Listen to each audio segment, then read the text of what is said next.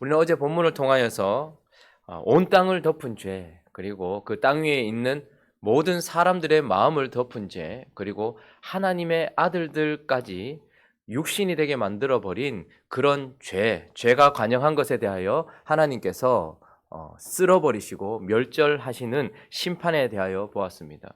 우리는 그 무서운 심판 가운데서도 그러나 그 심판에 주목하기보다는 그 심판 중에도 하나님께서 자비와 긍휼을 베풀어 주실 뿐만 아니라 이 온 천하보다 한 영혼 노아 한 사람만을 위해서라도 그가 부패함과 패역함에 빠지지 아니하도록 하나님께서 그를 보호하시기 위하여 심판하신다는 하나님의 사랑과 구원, 그리고 끝내기 위함이 아니라 새롭게 시작하기 위한 하나님의 소망, 이런 심판 속에서 그 어둠 속에서도 반짝반짝거리는 하나님의 은혜들을 살펴보았습니다. 오늘 본문은 우리가 좀 더 집중해야 되는 것을 우리에게 보여주고 있습니다. 이 심판 속에서 우리가 진짜 보아야 될 것이 무엇인지를 하나님께서는 우리에게 보여주고 계시는데, 자, 17절 말씀 한번 읽어볼까요? 17절, 18절 한번 읽어보겠습니다. 시작.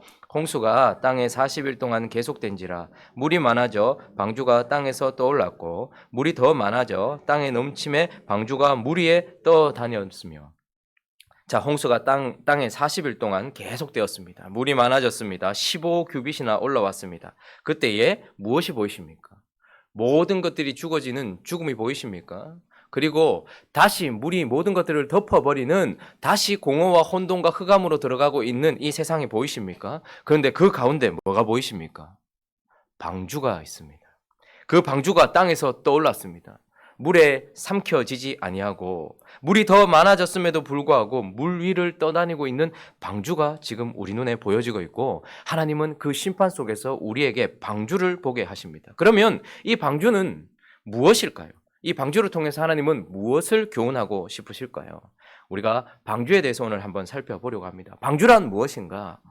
방주는 먼저 심판 속에서도 생명을 건지게 하는 것이죠. 지금 방주의 특징들을 한번 살펴보려고 합니다. 심판 속에서 생명을 건지게 하는 것이다, 이렇게 말하고 있습니다. 자, 우리 13절, 우리 6장, 우리 어제 말씀이죠.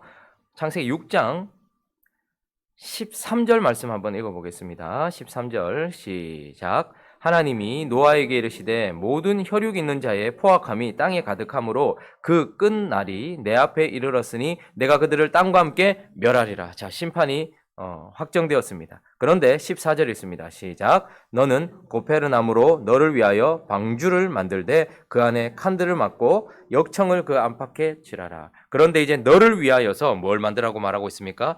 방주를 만들어라, 이렇게 말하고 있습니다. 방주라는 단어는 테바라는 단어인데 이 단어가 딱 한 번 더 쓰인 데가 있습니다. 어디일까요? 물에서 건짐받은 모세가 힌트입니다. 어디에 쓰였을까요? 테바라는 단어가 모세를 건진 갈대 상자, 거기에 똑같은 단어가 쓰여집니다. 그러니까 방주라는 것은, 테바라는 것은 물, 심판, 죽음으로부터 건짐받게 하는 그 무엇을 말하고 있는 것이죠. 그런데 물, 심판, 죽음, 그 물이 들어와 우리를 죽이려고 하는 그 죽음으로부터 건지는 것인데 그 특징이 무엇인가 하면, 우리가 방금 읽었던 14절에 보면 그 안에 칸들을 막고 뭐하라고 하고 있습니까? 역청을 그 안팎에 칠하라라고 말하고 있습니다.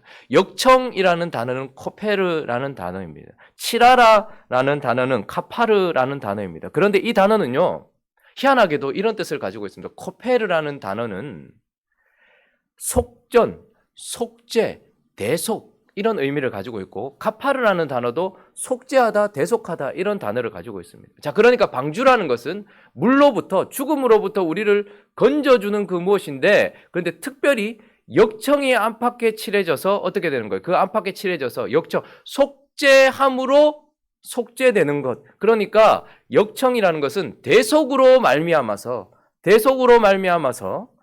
무엇인가 죽음이 우리 속에 들어오지 못하게 만들고 물이 우리 속에 침범하지 못하게 만드는, 그러니까 방주는 대속을 통하여서 죽음이, 심판이 우리를 침범하지 못하게 만들어주는, 생명을 주는 그 무엇, 이것이 바로 방주라는 것입니다. 자, 다시 한번 정리해보면 방주는 물, 죽음으로부터 우리를 건져주는 것인데 그 방법이 역청을 그 안팎에 바르는 거예요. 코페르. 그러니까 대속을 통하여서 죽음이 심판이 우리에게 가까이 오지 못하도록 막아주는 생명을 건지는 그 무엇이 바로 방주입니다. 또 방주의 특징, 생명을 건지게 하는 것, 심판과 죽음으로부터 생명을 건지게 하는 것이 그 첫 번째 특징이고, 두 번째 특징은 바로 하나님의 말씀대로, 특별히 그런데 노아, 의인에 의하여서 한 번에가 아니라 지어져 가는 그 무엇이라는 특징을 가지고 있습니다. 그렇죠. 자, 6장 13절 한번 13절부터 우리가 아까 전에 13절 읽었는데요. 14절도 읽었고요. 자, 그러면 15절 16절도 한번 읽어 볼까요? 15절 16절 시작. 네가 만들 방주는 이러하니 그 길이는 300규빗, 너비는 50규빗, 높이는 30규빗이라. 거기에 창을 내되 위에서부터 한 규빗에 내고 그 문은 옆으로 내고 상중하 3층으로. 자, 3이라는 숫자, 상중하가 있고 하나의 창, 하나의 문 이렇게 있습니다. 그런데 이 모든 것들, 너비와 높이와 길이 이 모든 것들이 다 어디서부터 시작됩니까? 심판을 선포하셨던 그 하나님의 말씀에 의해서 심판이 시작될 것입니다. 그런데 방주를 만들어라 하는 하나님의 말씀에 의하여서 이 방주가 만들어지고 있을 뿐만 아니라 말씀대로 만들어지고 있는 것이 특징이기도 하고, 그리고 6장 22절에 보시면, 그런데 이 방주는 누가 만드는가? 22절 한번 읽어봅니다. 시작. 노아가 그와 같이 하여 하나님이 자기에게 명하신 대로 다 준행하였다. 자, 하나님의 말씀에 의하여서 시작되었지만 이 방주는 누구에 의하여서? 노아, 특별히 노아는 어떤 사람? 하나님이 선택하신 은혜 입은 의인에 의하여서 만들어지고 있고, 그리고 6장 3절에 가보시면 그 끝에 보면 그러나 그들의 나는 몇 년이 되리라? 120년이 되리라. 방주를 만들었던 기간이 어떻습니까? 120년. 그러니까 하나님의 말씀에 의하여서 하나님의 은혜를 입은 의인이 기간 속에서, 시간 속에서 지어져 가고 있다라는 특징이 있습니다. 한 번에 만들어진 게 아니에요. 단번에 하나님께서 하늘에서 뚝 떨어뜨린 것이 아니고 사람에 의해, 특별히 하나님의 은혜를 입은, 당대에 하나님의 은혜를 입은 자가 그 당대 속에서, 그 시간 속에서 만들어서 점점점 심판 앞에서 완성되어진 것, 그런 특징을 가지고 있다라는 것이죠. 자, 그리고 세 번째 특징은 무엇인가 하면 이 방주는 또한 심판과 구원을 알리는 표적이기도 했습니다. 우리가 방금 말했던 것처럼 이 방주는 몇 년 동안 지어졌습니까? 심판이 일어나고 있는 그 당대에 120년이라는 시간 동안. 근데 어디에서 지어졌을까요? 저 보이지 않는 곳에서 지어졌을까요? 어디서 지어졌을까요? 산 위에서 지어졌단 말입니다. 이것은 무엇을 의미합니까? 그 당시에 있는 사람들이 120년이라는 시간 동안 심판이 있을 것이라고 선포하고 있는 메시지를 듣게 했던 표적이었단 말입니다.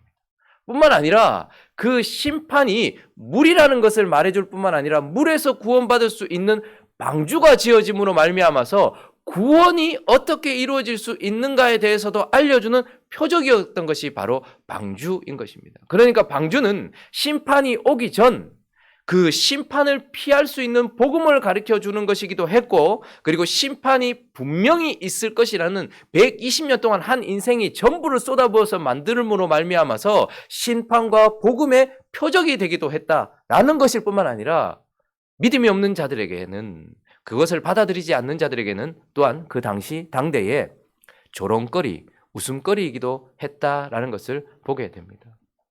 심판에 대하여 믿지 아니하고 구원에 대하여 우습게 여기는 자들은 그저 가십거리에 불과했을 것입니다. 저 노인이 미쳐서 500년이나 더 살고 그리고 600세가 다 되어가는 그 시점에 저 인간이 정말 할 일이 없나 보다, 뭐 하는 거냐 라고 조롱하고 웃고 비판했던 그런 조롱거리일 수도 있었다라는 것입니다. 그러나 어쨌든 방주는 심판과 구원을 알리는 그 당시의 표적이었다라는 것입니다. 한 가지 특징만 더 살펴보면 이 방주는 하나님이 주관하시는, 하나님이 머리 되시는 그 무엇이다라는 특징을 가지고 있습니다. 자, 7장으로 다시 이제 오늘 본문으로 넘어오셔서 16절을 한번 읽어볼까요? 7장 16절에 있습니다. 시작. 들어간 것들은 모든 것의 암수라. 하나님이 그에게 명하신 대로 들어가매 여호와께서 그를 들여보내고 문을 닫으시는. 자, 방주에 누군가가 들어갔는데 누가 들여보냈다고 말합니까? 누구를 들여보내? 여호와께서 그를 들여보냈다라고 말하죠. 노아를 사용하셨습니다. 노아를 통하여서. 그러나 하나님이 어떻게 하셨다는 거예요? 방주에 들여보냈다. 방주에는 누가 들어갈 수 있는 겁니까? 하나님이 부르신 자들만 들어갈 수 있다라는 특징이 있고, 그리고 나서 문을 누가 닫습니까? 노아가 닫지 않습니다. 그 밖에 있는 사람도 닫지 않습니다. 여호와께서 닫으십니다. 닫으면 열 자가 없고 열면 닫을 자가 없는 하나님께서 닫으신다. 그러니까 이 방주에 들어가는 것과 방주 안에 들어간 모든 것들의 종료도 하나님께서 주관하신다는 것을 보게 되고, 자 17절 18절도 읽어볼까요? 읽습니다. 시작. 홍수가 땅에 40일 동안 계속된지라 물이 많아져 방주가 땅에서 떠올랐고 물이 더 많아져 땅에 넘침에 방주가 물 위에 떠다녔으며, 그리고 19절도 보면 물이 땅에 더욱 넘침에 천하의 높은 산이 다 잠겼고, 그러면서 방주가 떠다니기 시작해요.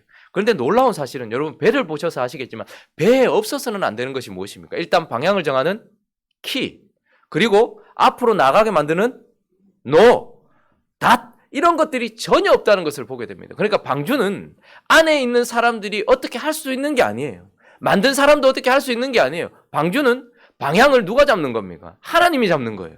그리고 어디까지 가는 것도 누가 정하는 거예요? 하나님이 정하는 거예요. 아라랏산에 이르는 것도 하나님이 그곳에 이르게 하시는 거예요. 그러니까 방주의 특징 중에 가장 큰 특징은 모든 주권이 하나님께 있다는 거예요. 이것이 바로 방주의 특징입니다. 자, 그러면 우리가 4가지 방주의 특징을 살펴보았는데, 심판과 죽음, 물로부터 생명을 건지게 하는 것, 이것이 첫 번째 특징이고, 두 번째 특징은 하나님의 말씀에 의하여 시작되고 하나님의 말씀대로, 그러나 의인인 노아에 의하여서 그 당대에 심판 앞에서 완성되어지는 것, 그리고 세 번째는요, 심판과 구원을 당대에 알리던 표적, 네 번째는 그 머리가 하나님이다 라는 이 4가지 특징을 통하여서 이 방주는 무엇을 상징하는 것일까요? 바로 생명을 건지기 위해서, 대속을 통하여서 생명을 건지기 위하여서 하나님의 말씀대로 의인에 의하여 지어져서 심판과 구원을 알리고 하나님의 머리 되심을 알려주는 교회를 상징하는 것입니다. 그러니까 방주는 교회의 예표가 되어지는 것이죠. 그 당시의 사람들을 살리기 위하여, 그리고 심판으로부터 생명을 건지기 위하여, 그리고 심판과 구원을 전하기 위하여서 하나님이 머리 대신 그 무엇, 그것이 바로 방주이고, 방주는 바로 교회의 예표인 것입니다. 그래서 키프리아누스, 그러니까 키프리아는 이런 말을 했습니다. 방주 밖에서 구원이 없듯 교회 밖에는 구원이 없다라고 이렇게 선포하였던 것이죠. 방주란 그래서 이렇게 중요한 것이다라는 것을 보게 되고, 하나님은 이제 심판이 이루어지고 있는 상황, 그리고 심판이 이루어지기 전에는 완성되어지면서 선포하는 메시지였고, 심판이 시작되었을 때에는 그 생명을 살리는 이 방주를 심판 가운데서 심판이 아니라 방주를 보게 하시는 것입니다. 하나님의 모든 자비와 긍휼과 은혜가 이 방주를 통하여서 명확하게 드러나고 있다는 것을 보게 되는 것이죠. 자, 그러면 이제 우리는 심판 속에서 방주를 봅니다. 그리고 이제 방주 내부를 한번 들어가 보죠. 방주 내부에는 어떤 상황이 펼쳐지고 있는가? 방주 안에는 누가 있는가? 방주 안에는 바로 노아와 그리고 정결한 짐승이 있다라는 것을 보게 되죠. 자, 6절에 오늘 본문 말씀 7장 6절입니다. 홍수가 땅에 있을 때 노아가 몇 세라고요? 600세라. 자, 그리고 그 홍수가 터졌을 때 7절에 보니까 읽어봅니다. 7절 시작.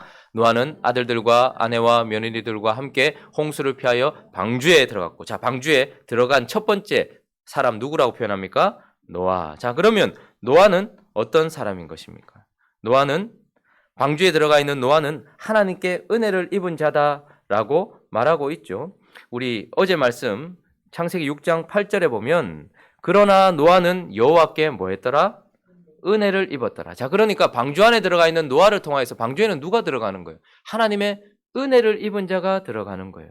그리고 6장 9절 말씀도 한번 볼까요? 6장 9절 읽어봅니다. 시작. 이것이 노아의 족본이라. 노아는 의인이요 당대의 완전한 자라. 그는 하나님과 동행하였으며. 자, 그가 의인이요 당대의 완전한 자여 하나님과 동행하였다, 이렇게 말하고 있고, 오늘 본문 7장 1절도 하나님께서 다시 한번 선포해 주십니다. 노아의 특징은 은혜를 입은 자다라는 것이고, 7장 1절 읽습니다. 시작. 여호와께서 노아에게 이르시되 너와 내 온 집은 방주로 들어가라. 이 세대에서 네가 내 앞에 의로움을 내가 보았습니다. 하나님이 보셨을 때에 노아의 특징은 은혜를 입었을 뿐만 아니라 의로웠다, 이렇게 말하고 있습니다. 츠다카라는 이 의롭다라는 단어는 완전한 의를 말하는 것이 아니고 하나님과의 관계가 형성되었다라는 관계적인 측면에서 하나님 앞에 서 있었던 것을 칭찬하고 있는 단어입니다. 그러니까 노아, 방주 안에 들어가 있는 노아라는 사람은 하나님의 은혜를 입어 하나님과 관계하고 있었던 사람이라는 거예요. 그가 죄가 전혀 없었거나 행실이 완전했다라는 말이 아니라 하나님 앞에 있었다라는 것을 의미하면서 그는 하나님과 관계하는 자라고 말하고 있고, 그리고 5절 말씀, 7장 5절 말씀 읽어봅니다. 시작. 노아가 여호와께서 자기에게 명하신 대로 다 준행하였더라. 그리고 그의 특징은 바로 하나님 말씀대로 순종했다라는 것이죠. 은혜가 그 안에서 믿음으로 실효되어서 말씀대로 순종하는 삶이 있었던 사람. 그래서 방주 안에는 이런 의인, 순종의 사람, 은혜의 사람이 있을 뿐만 아니라 7장 8절 말씀 한번 볼까요? 7장 8절 보니까 앞에 뭐라고 되어 있습니까? 정결한 짐승 이렇게 되어 있습니다. 자, 그러니까 이제 방주 안에 보니까 하나님 앞에 정결한 노아 같은 사람이 있고 또 정결한 짐승이 그 안에 있다라는 것을 보게 되는 것이죠. 자, 그러나 또 방주 내부를 자세히 들여다보면 노아와 정결한 짐승만 있는 것이 아니라는 것을 우리는 볼 수 있습니다. 13절 말씀 한번 보십시오. 7장 13절. 자, 한번 읽어볼까요? 시작. 곧 그날에 노아와 그의 아들 셈, 함, 야벳과 노아의 아내와 세 며느리가 다 방주에 들어. 다시 방주에 들어간 사람을 첫 번째 노아와 같은 사람으로 볼 수 있지만 그의 아들 셈 그리고 누가 있습니까? 함이 있습니다. 함은 어떤 사람입니까? 가나안의 아비예요. 가나안은 어떻습니까? 하나님께 저주를 받은 백성이죠. 하나님께 저주를 받은 자들의 대명사인 것입니다. 함이 어떻게 했습니까? 방주에서 구원을 받고 난 이후에 노아가 술이 취하여 있을 때 그 아버지의 하체를 범했던 자, 뭐 그런 식의 표현이 나오죠. 그러니까 함은 의롭다라는 표현이 있는 사람이 아닙니다. 정결하다라는 표현이 있는 사람이 아닙니다. 그리고 함의 후에 가나안은 하나님이 이스라엘 백성들을 통하여 심판해야 될 저주를 담고 있는 사람이에요. 그러니까 방주 안에는 노아와 같이 의인도 있지만 함과 같이 하나님의 저주를 받은 자 그리고 하나님 앞에 의롭지 못한 자도 지금 포함되어 있다는 것이 방주 안에서 보여지고 있는 것입니다. 뿐만 아니라 다시 8절을 한번 보십시오. 정결한 짐승과 또 무엇이 있습니까? 부정한 짐승이 같이 있네요. 자, 그러니까 이제 방주 내부를 보니까 노아처럼 하나님께 은혜를 입고 치타카, 의롭다라고 하나님과 관계하면서 하나님의 말씀에 순종하고 있는 정결한 사람과 정결한 짐승이 함께 있기도 하지만 그 속에는 하나님께 불순종하고 악을 여전히 가지고 있고 그리고 더러움과 추악함과 저주를 안고 있는 함과 부정한 짐승도 함께 있다라는 것을 보게 되는 것입니다. 그러므로 방주의 특징 중에 또 하나는 생명을 건지는 것이기도 하지만 불완전하다라는 것을 우리에게 보여주고 있는 거예요. 방주는 그 안에 부정함과 더러움이 여전히 잔존하고 있어서 그러나 절대적이지는 않습니다. 정결한 짐승은 7상, 부정한 짐승은 몇 상? 2상, 7대 2로 들어가 있습니다. 그리고 8명의 식구 중에 함, 그와 하나라고 할 수 있는 그의 아내, 뭐 이 정도로 어쨌든 이 방주 안에는 부정한 것들이 이런 식으로 포함되어져 있는 불완전성을 우리에게 보여주고 있다라는 것이죠. 자, 그러면 말씀을 이제 정리해 보죠. 하나님은 심판 속에서 심판이 진행되기 전까지 복음을 선포하고 심판을 선포하던 방주에 우리 눈에 초점을 맞춰주고 계십니다. 그리고 심판 속에서도 그 위를 떠올라서 죽음이 침범하지 못하는 역청으로 안팎이 칠해져서 심판이 물이 침범하지 못하고 그것을 떠다니고 있는 생명선을 우리에게 보여주시면서 그 속은 여전히 하나님의 섭리 안에서 어떻습니까? 불완전하고 악한 자들이 함께 포함되어져 있는 불완전성을 가지고 있지만 그러나 그 방주는 하나님이 머리 되셔서 하나님의 말씀에 의하여 그 당대의 의인들이 지어서 어떻습니까? 심판이 있고 구원이 있다는 것을 알려주고 그리고 심판 속에서 생명을 건져주는 소중한 공동체 그것이 있다라는 것을 우리에게 보여주고 계시는 것입니다. 여러분, 홍수 심판은 최후 심판이 있을 것이라는 증명이기도 하고 예증이기도 하고 예표이기도 합니다. 그러나 그 심판이 모든 것을 다 죽이는 것은 아니다라는 것을 방주라는 것을 통하여서 교회의 예표를 통하여서 하나님의 구원과 은혜를 또한 보여주고 계시는 것입니다. 그러므로 저와 여러분이 한 사람 한 사람이 아니라 공동체로 모여 있고 이렇게 역청으로 말미암아 카타르 되어 있는 이 공동체가 얼마나 소중한지를 알아야 합니다. 그리고 우리가 인정해야 될 필요가 있습니다. 그 안에 부정한 짐승이 함께 있었고 그리고 그 안에 함이 함께 있었던 것처럼 우리는 불완전합니다. 완전한 교회는 이 땅에 없습니다. 그러나 그럼에도 불구하고 우리는 이 당대에 지어져 가면서 심판 앞에서 분명히 완성될 것이고 그 완성되어져 가는 과정 속에서 심판을 알려주는 매우 소중하고 중요한 하나님의 도구라는 것을 잊어서는 안 됩니다. 그리고 우리만이 이 땅에서 심판과 물과 죽음으로부터 건질 수 있는 하나님의 도구, 갈대상자라는 것을 기억하면서 무리에서 생명선이 될 수 있는 하나님의 귀한 교회라는 것을 잊지 않고 우리의 사명이 이만큼 중요하다는 것을 기억하기를 예수 그리스도 이름으로 축원합니다. 같이 한번 기도하겠습니다. 심판을 보십시오. 두렵습니다. 심판안을 보십시오. 모든 것이 생명을 잃고 있습니다. 모든 것이 다시 무질서로 돌아가고 있습니다. 그러나 그 심판 속에 하나님의 은혜가 있고 더욱더 그 은혜를 확실하게 보여주는 방주가 물 위에 떠다니고 있는 것을 보게 됩니다. 이 교회가 그 방주가 보여주는 것이 교회라는 것을 기억하면서 얼마나 중요한지. 그러니 방주는 다른 기능이 있는 게 아니에요. 하나님이 머리 되시면 됩니다. 그리고 의인들에 의해서 역청으로 물을 막아내는 것입니다.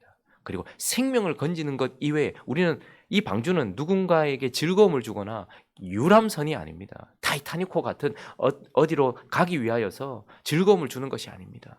생명을 건지는 것이 목적인 그런 배라는 것을 기억하면서 행복한 우리 교회가 이 시대에 하나님께서 지어주신 또 다른 방주라는 것을 잊지 않고서 이 사명 잘 감당하는 우리가 되어줄 수 있게 달라고 또 우리 각자의 기도 제목들을 가지고 함께 기도하며 나가도록 하겠습니다. 기도하겠습니다.